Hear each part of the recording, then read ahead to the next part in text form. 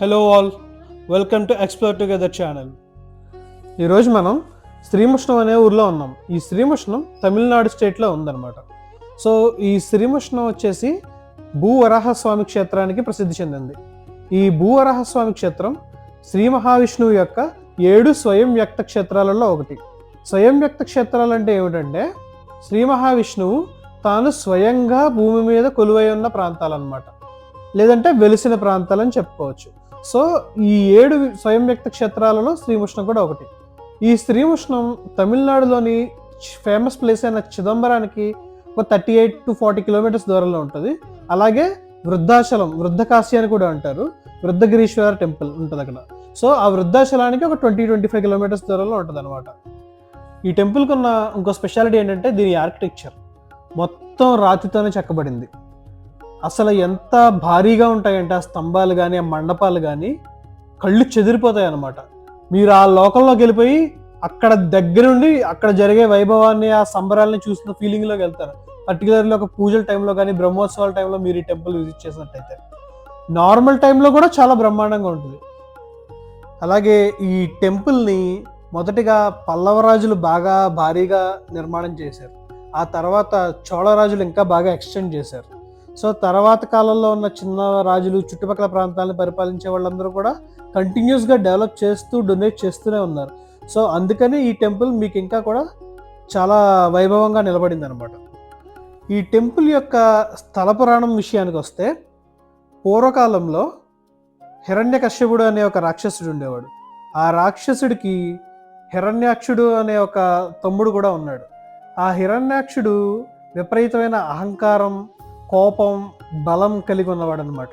So వాడి బలంతో అందరు మనుషుల్ని, సమస్త జనులని, మొత్తం ఋషులని కానీ దేవతల్ని మొత్తం అందరినీ ఇబ్బంది పెడుతూ లేదంటే యుద్ధం చేసి ఓడిస్తూ భూమి మొత్తాన్ని తన ఆధిపత్యంలో ఉంచుకోవాలని ఒక క్రూరమైన ఆలోచనలో ఉండేవాడు. సో ఈ ప్రాసెస్లో భాగంగా భూమిని ఒకరోజు తీసుకువెళ్ళి సముద్రం లోపల దాచేస్తాడనమాట. సో ఇది తెలుసుకున్న దేవతలందరూ శ్రీ మహావిష్ణువు దగ్గరికి వెళ్ళి మొరబెట్టుకుంటారు. సో ఇది తెలిసిన శ్రీ మహావిష్ణువు ఏం చేస్తారంటే వరాహ రూపం దాల్చి ఆ వరాహ రూపంతో ఈ హిరణ్యాక్షుని చంపి భూమాతని పైకి తీసుకొచ్చి సమస్త ప్రాణుల్ని కాపాడతారు. శ్రీ మహావిష్ణువు ఈ హిరణ్యాక్షుని చంపిన తర్వాత భూమాత కోరిక మేరకు ఈ భూమి మీదే భూవరాహస్వామి అవతారంగా వెలుస్తారనమాట. సో ఈ శ్రీ మహావిష్ణువు ఈ ప్రాంతంలో శాలగ్రామ శిలగా వెలుస్తారు.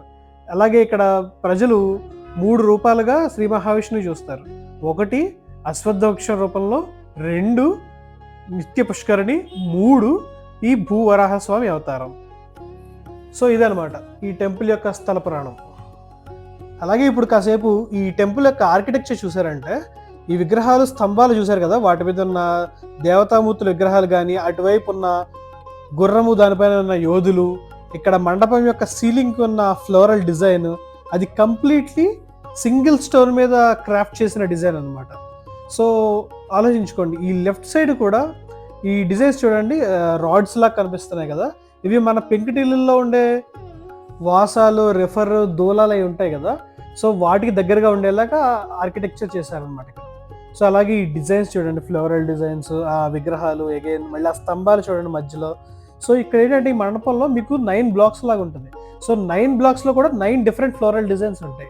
అండ్ ఇందాక నేను చెప్పిన పెంకుటింటి స్టైల్ వచ్చేసి ఈ మండపానికి 4 వైపులా కూడా అదే డిజైన్ ఉంటుంది అనమాట. ఇక్కడ కొన్ని విగ్రహాలు ఉంటాయి, ఇక్కడ దేవతామూర్తుల యొక్క స్త్రీ విగ్రహాలు, అలాగే వాటి జడలు, శారీ డ్రేపింగ్ కానీ, మగవాళ్ళకైతే పంచుల యొక్క మడతలు.